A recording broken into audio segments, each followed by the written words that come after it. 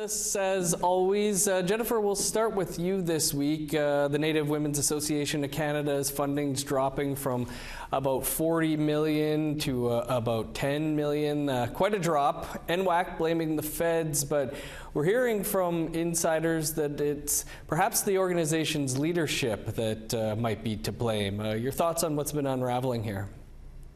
I think there could be multiple things playing into this. I think if the government has caught wind that there could be internal turmoil, that could be a potential for why funding was cut.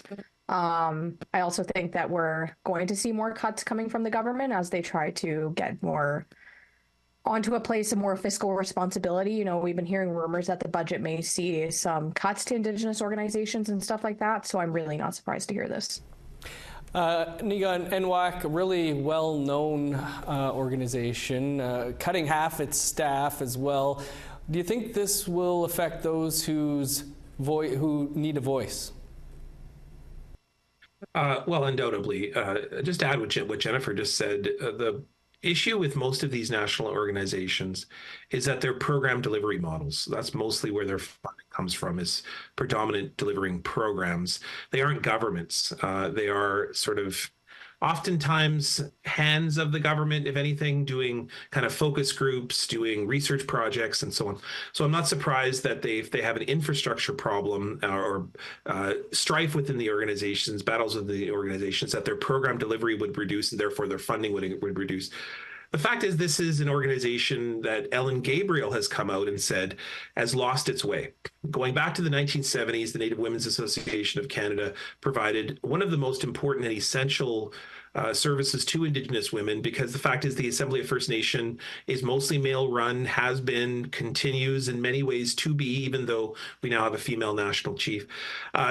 There's an old boys club in Indigenous political networks, and the Native Women's Association filled in that gap. But if Ellen Gabriel has said this organization has lost its way, I certainly believe her.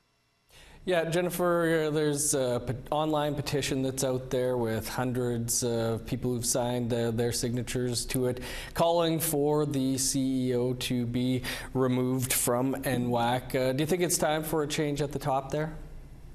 I think if we're hearing about a lot of internal issues like this, it definitely goes back to the leadership and where it all starts at the top, especially when you are getting that amount of people saying that there is a problem. You know, there's obviously always multiple sides to every story, but I think leadership in roles like this is incredibly important, especially if you're going to say you're Indigenous led, whatever it might be. Having that good leadership at the top is so necessary, especially as it pertains to Indigenous people working in environments like this and making sure they're safe and they're heard and comfortable enough to stay. Nigan, you know, the concerns over funding and where it was used for, things like that. Apparently an audit's going to be happening. Not long ago, we just had the audit announced for the Federation of Sovereign Indigenous Nations. Thoughts on why we're seeing these now?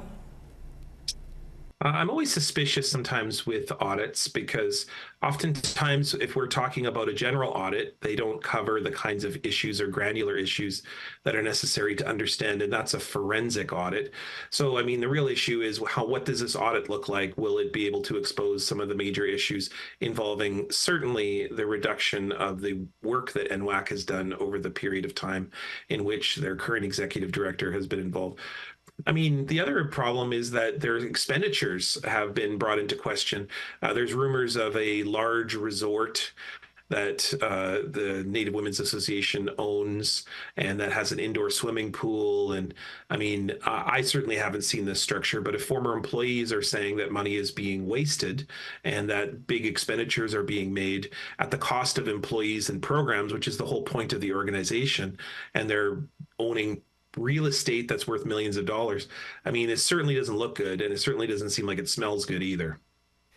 Rarely do this, but just quickly back to you, Jennifer. I guess what do you think there might be as an impact for those, you know, on the issue of missing and murdered Indigenous women and girls?